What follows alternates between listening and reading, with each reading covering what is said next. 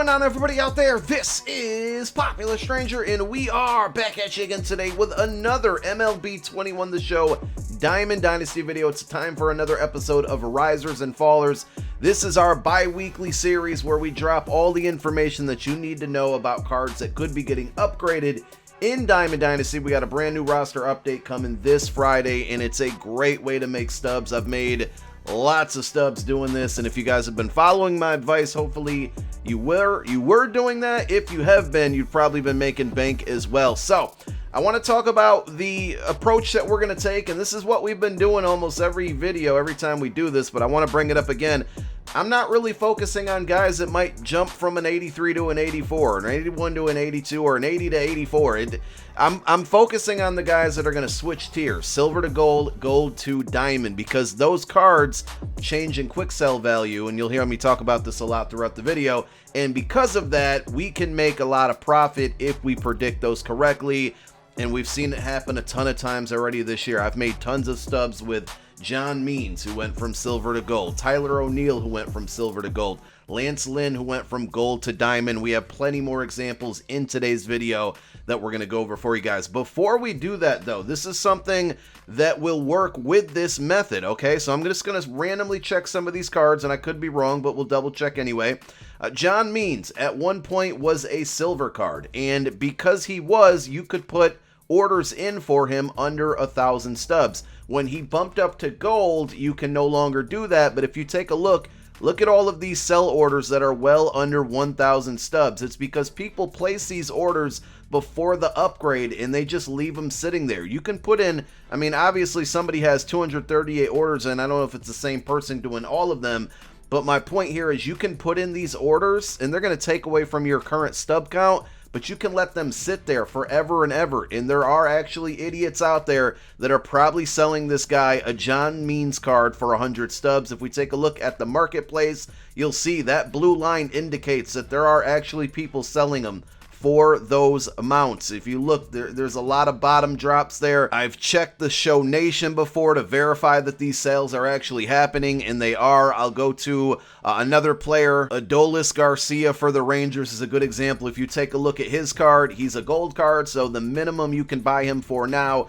is 1,000 stubs, but there's a ton of people who put in orders when he was a bronze card. 415 orders in there at 25 stubs. Again, there are idiots who are accidentally, well, I shouldn't even say accidentally, maybe it is accidentally, but there could be just clueless people out there that are selling this person this card for 25 stubs. Every day it's happened. 623, 22, 21, 20, 19. So, if you feel really confident after all of the information I'm going to give you in this video to put in a bunch of orders for a card that might switch tiers from silver to gold or gold to diamond and leave them sitting there for the long run, you could make even more stubs following my advice in this video. So, let's go ahead and talk about our very first player, and that one is Cedric Mullins. He's kind of been a favorite throughout the entire year. He's been getting upgrades. He's already switched from bronze to silver, and I'm pretty confident he's going to switch from silver to gold. He has a 310 batting average, that's number 8 in baseball,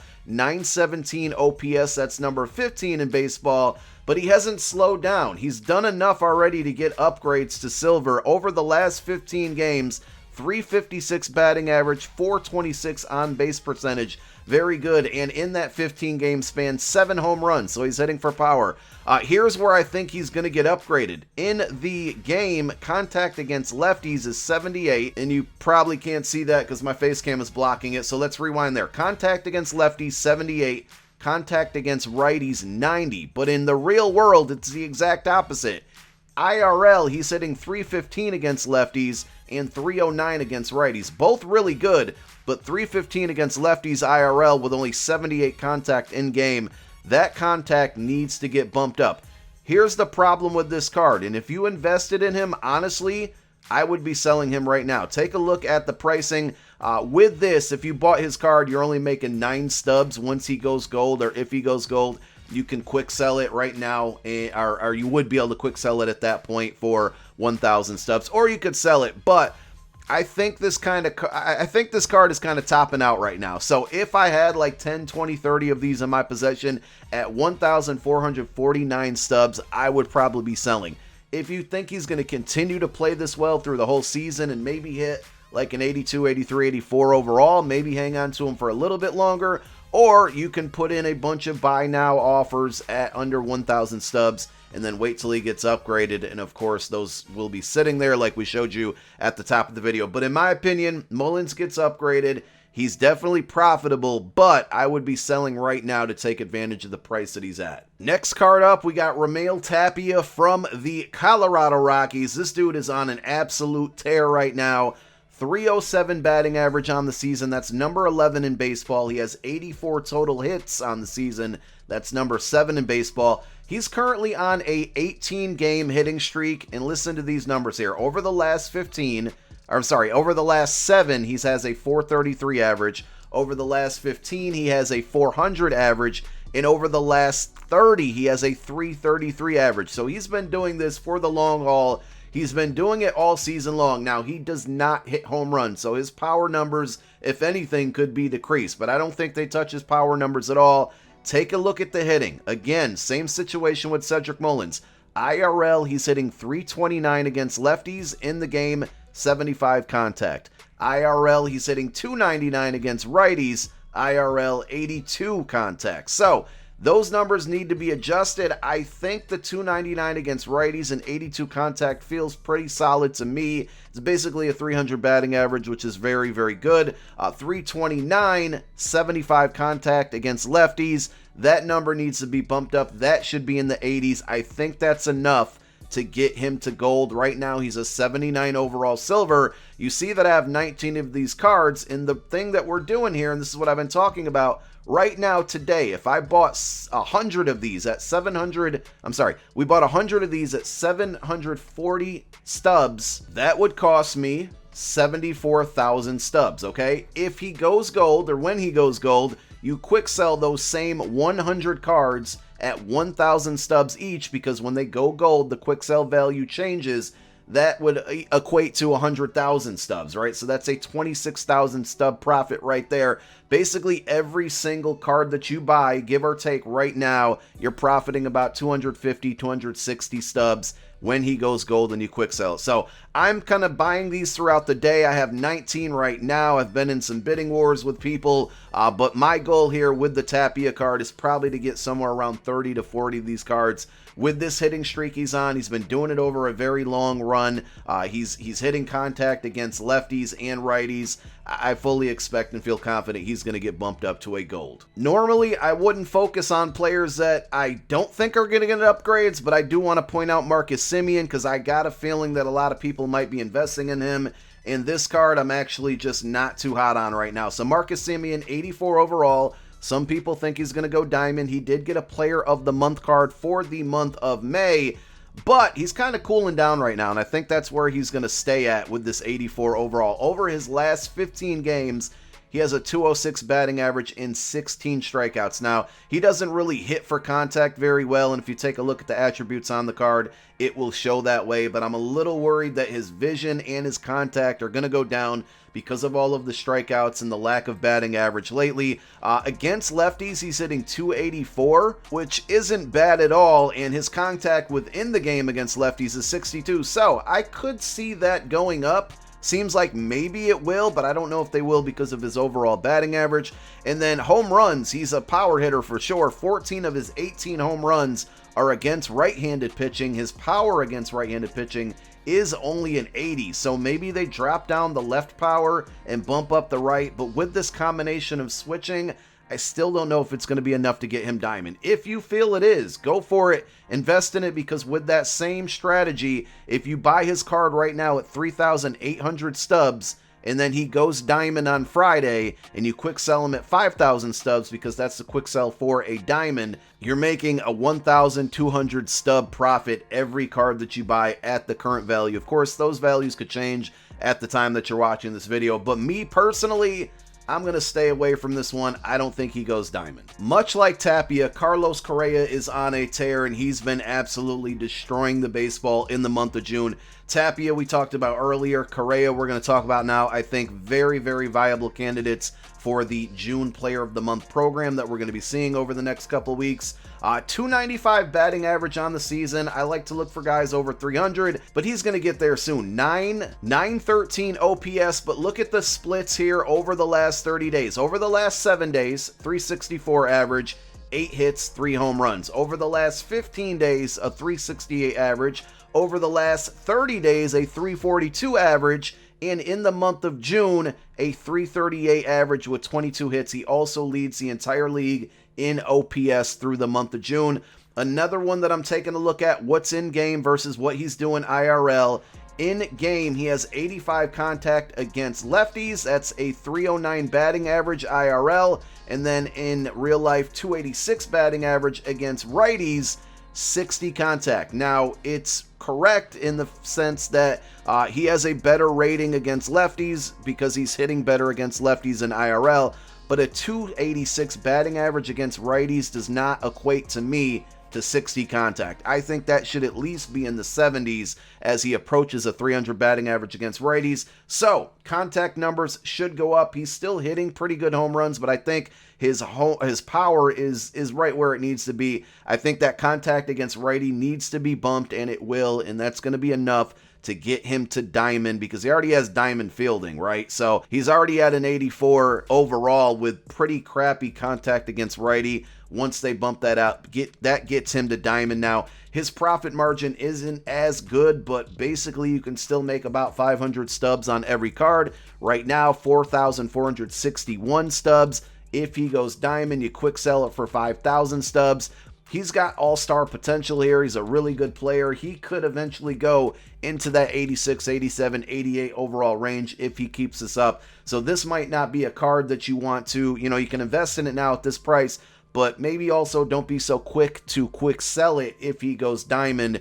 Though there's going to be a profit there, he could continue to go up in price if he continues to play this well. David Fletcher might not get an upgrade this Friday, but I would absolutely keep an eye on him because I think eventually he could go gold. So right now on the season, 285 batting average, not the greatest, but we're approaching 300. He's got 75 hits on the season, 0 home runs. Didn't think that would be possible with as many at-bats as he's had, but 0 home runs. So you cannot expect his power numbers to change at all. I think they're at the bare minimum right now with 35 against both sides of the plate. But the contact is where I think he could get a bump. If we take a look, he's been hot over the last 7 games, a 520 batting average with 13 hits. Over the last 15 games, a 389 batting average with 21 hits. And over the last 30 games, 340 batting average, 34 hits. IRL 311 average against lefties. Only 73 contact right there. A 311 average against lefties. I just think 73 is too low. And then a 275 average against righties with 69 contact. Again, I think at a 275 average, a 69 contact is just too low. Will it happen this week? I'm not sure, but he's been pretty consistent over the last 30 days. He's been very good in June. Is it enough to get him to gold?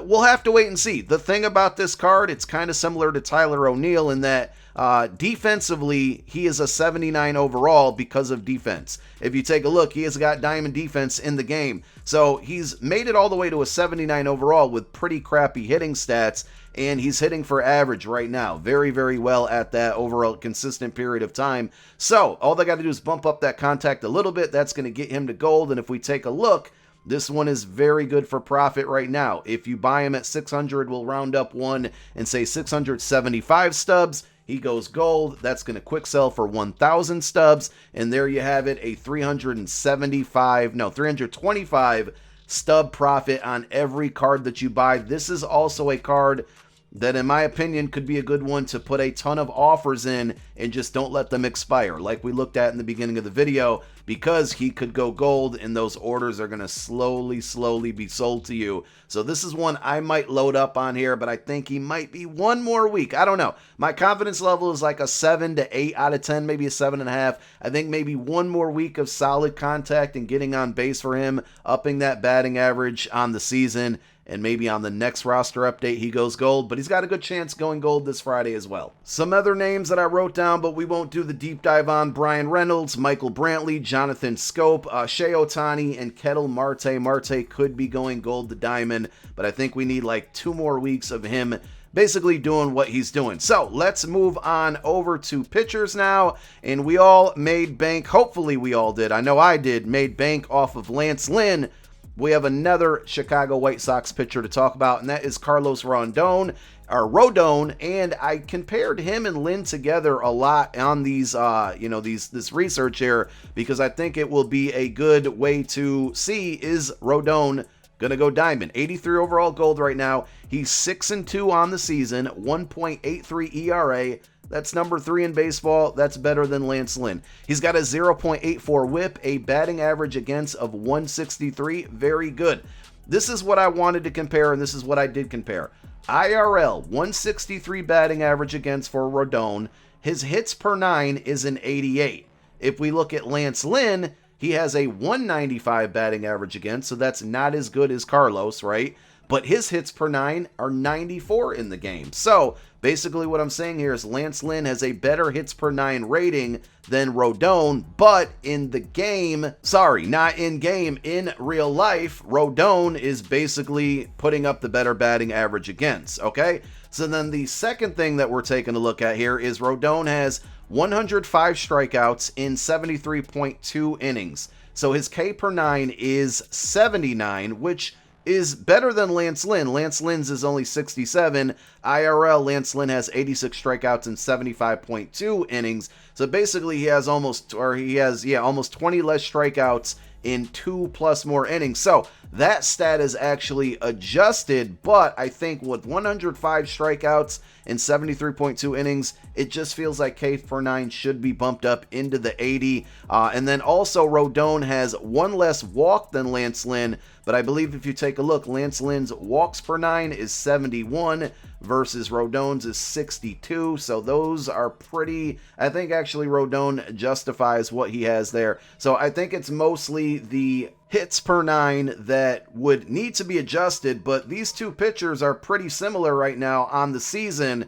One's a gold, one's a diamond. So if Rodon does go diamond, another very big profit margin here, and I don't think he goes diamond just yet, but a couple more good starts and he will. If you buy this card right now, get on it early. 3,352 stubs. If he goes diamond, that quick sells for 5,000 stubs. We're looking at a 1.6, almost 1.7 K stub profit on every single card that you invest in. So I'm going to see what happens Friday, because typically when people invest in a card and then it doesn't happen, they tank in price. I have a feeling some people are invested in this card, and if he doesn't get a diamond upgrade, which I don't think he will yet, but I think he can, I think this card drops down to under 3,000 stubs, and at that point, that's when I'm going to go in and start buying it. It happened with Lance Lynn like 4 or 5 weeks ago. He totally tanked when he didn't go diamond, and he should have. And I think the same thing happens with Rodon, so I'm going to wait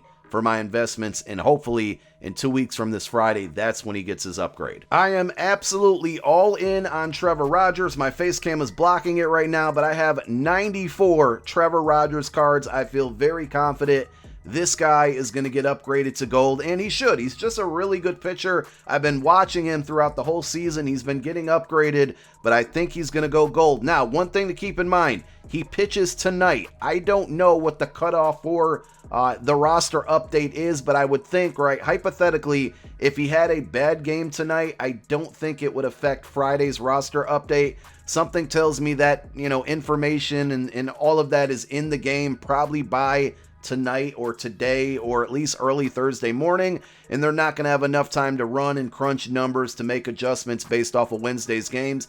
I don't know if there's any information out there on when their cutoff is for the roster update, but what I'm saying is I don't think tonight's start in any way, shape, or form will affect what they're going to do with this card on Friday. So let's go ahead and take a look at his numbers on the season. He is 7-3 with a 1.87 ERA. That's number 4 in baseball, right behind Carlos Rodon, who's a gold card, okay? 1.02 whip and a 199 batting average against. He's only given up 4 home runs in 81.2 innings pitched. So I'm looking at right now the attributes on this card. His home runs per 9 is only a 51. You're telling me somebody who's given up 4 home runs in 81 innings only has a 51 home runs per 9. He could even have a semi-bad outing but not give up any home runs tonight, and that number alone needs to be adjusted. Hopefully they do that. How high did they bump it up? That I don't know. But his Ks per 9, he doesn't strike a ton of batters out. He's not terrible at it. But his Ks per 9 could certainly be bumped up. And with that batting average against being under 200, I think his hits per 9 could be bumped up. And that should be enough to get him to a gold card. You can buy him right now at right around 700 stubs. If he goes gold, quick sell gold. 1,000 stub profit, 1,000 stubs, that's a 300 stub profit on every card that you invest in. So right now, you see me, like I said, I have 94 of these cards. If he goes gold, I can quick sell 93 of the 94 that I have. That's 93K that I'm getting back. I've been investing and buying this card over the long run, and it's another card that might not be a bad idea to put a ton of orders in and just let them sit there like we showed you at the beginning of the video. Zack Wheeler, we talked about him 2 weeks ago in the Risers and Fallers episode. We're going to talk about him again. He got a May Player of the Month card. He's having a very good season. 122 strikeouts on the season, 99.1 innings pitched, but yet his Ks per 9 only a 68. That needs to be bumped up. That alone getting bumped up should get him to a diamond. I compared some other cards in the game. Trevor Bauer has 119 strikeouts and 95.2 innings. Pretty similar numbers, right? His in-game Ks per 9 is 81. Again, Wheeler's is only a 68. Garrett Cole, 123 strikeouts on the season in 96.2 innings.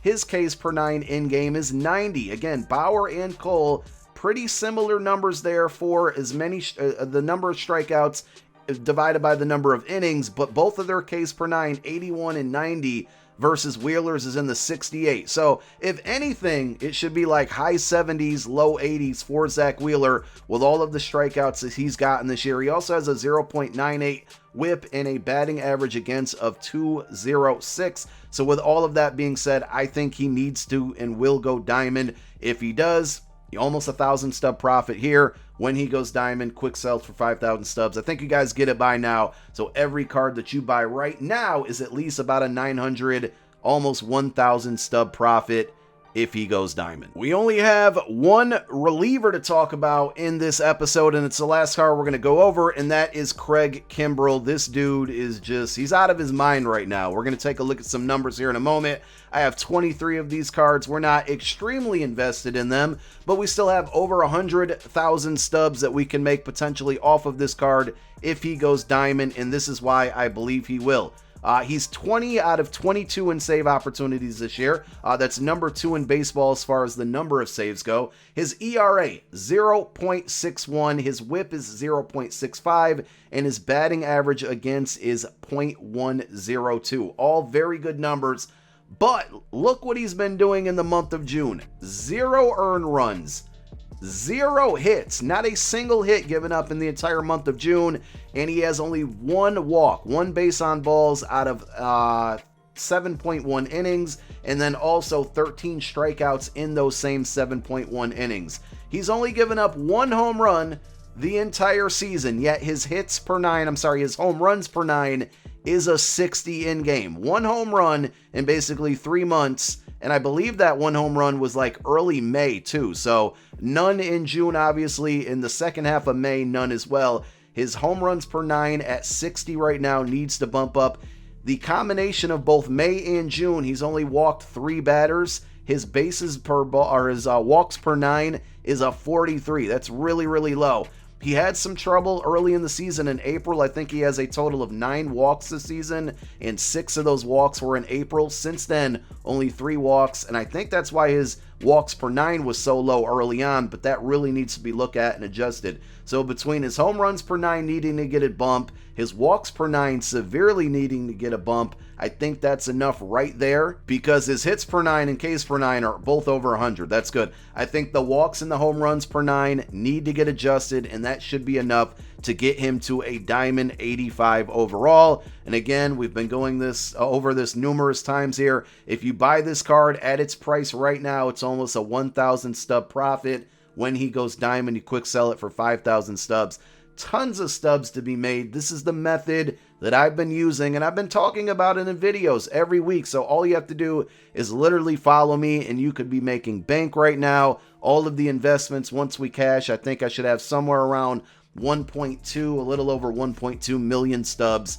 Looking forward to Friday. We'll cover that roster update when it goes live. Thank you guys for tuning in. My name is Popular Stranger. I'm out. Peace.